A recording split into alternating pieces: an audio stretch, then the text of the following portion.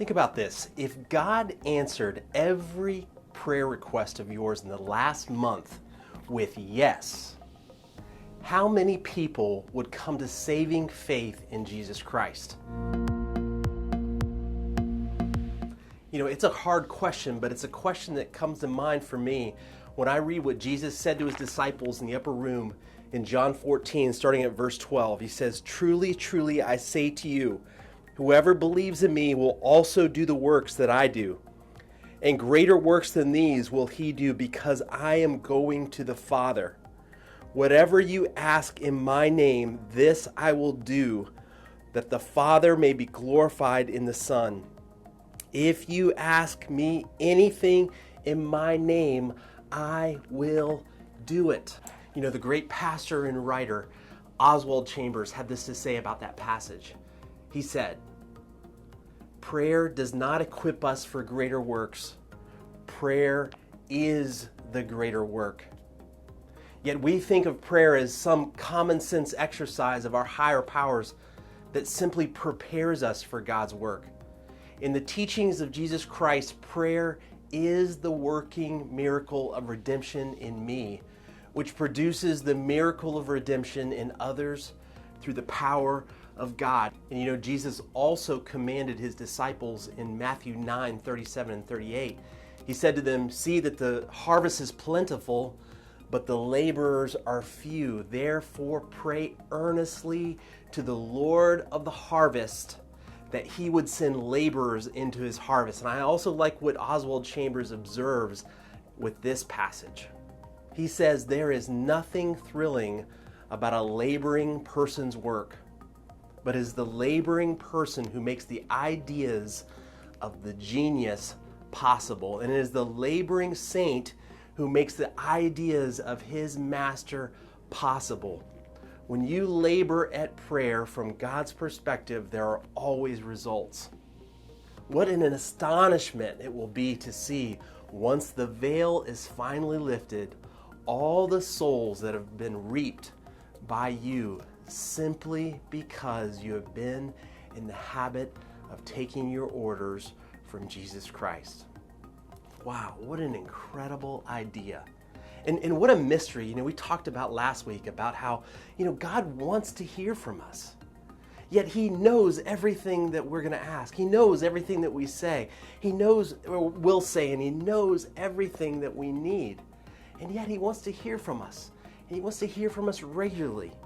And I think it's because that's the way God enjoys to work, in relationship with us. And it's no different in the greatest purpose that we have in this world of sharing the gospel and spreading the good news of Jesus Christ. And Paul goes right to that same idea in our passage for this week. Following on in Colossians 4, verses 3 and 4, it says, "At the same time, pray also for us, that God may open to us a door for the word to declare the mystery of Christ, on account of which I am in prison, that I may make it clear which is how I ought to speak." So two things in particular he's asking them to pray for him and those that are with him. Number one, that a door would be opened for the mystery of the gospel to be proclaimed. And then when it's proclaimed, that it would be declared clearly, he says, as it ought to be spoken. So I think that's something that we need to follow in his example as we are praying regularly for the people around us that God's brought into our lives that don't know Jesus. That a door will be open, not just to be able to have relationship with him, but particularly so that the mystery can be declared. And so, you know, we've been talking about this idea of becoming intentional households. And I think one of the great ways that we can lead in our households is to lead in prayer, particularly for the people that God's brought around us that don't know Jesus. And one thing I think very practically you can do, moms and dads especially, is to lead your kids in praying for the people that are right around you that don't know Jesus. And you can pray that, number one, that a door will be open so that we can give them the gospel. And number two, that when we speak it, that we say it very clearly so that they can understand it. And one very practical thing that I think you can do is to create like a neighborhood map. Hopefully you can see this. And you can do this with your kids, where you just put a house in the middle and then put different households around the house of people that live near you, or maybe people that God's putting on the hearts of your children, and put the names down. And what I would encourage you to do and challenge you as each home is to pray regularly for those homes. And what I would encourage you to do as a household is to pray regularly with your children by name for those people that God's put on their hearts and that God's put on your heart. And I would also encourage you as households to pray for one another within the church along these same exact lines. A number of years ago when I was leading a youth group at my former church, we had the students create maps of the people in their neighborhoods. And there was a girl that I think she was about 15 or so, and she made a map, and she had made this attachment onto her map where she creatively put this house a little farther away, and she said they were across a couple of fields and a creek, and she talked about how there was a couple that lived there that was older, and they had a grown son who was in the Marine Corps, and this grown son was deployed to Afghanistan. And she just said that, hey, this is a detail about them that I know, and I know that I can pray for them that way. It just struck me how here is a 15-year-old girl that knows something very important about that household.